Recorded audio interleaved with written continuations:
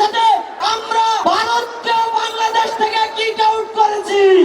বিপ্লবী রাজপথে লড়াকু সৈনিকদের যে নাম ঢাকা কলেজ, এই জুলাই বিপ্লবের রেড আর্মিতে ঢাকা কলেজের প্রতিনিধি মোহাম্মদ রাকিব বক্তব্য রাখছেন।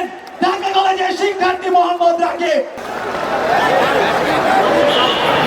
সংগ্রামী বন্ধুগণ, আপনারা জানেন 5ই আগস্ট শেখ হাসিনার সাথে সাথে আমরা ভারতকে বাংলাদেশ থেকে কিক আউট করেছি। ভারতকে বলতে চাই, যদি চুজুর ভয় দেখান, শেখ হাসিনাকে আমরা কিন্তু পালাতে বাধ্য করেছি।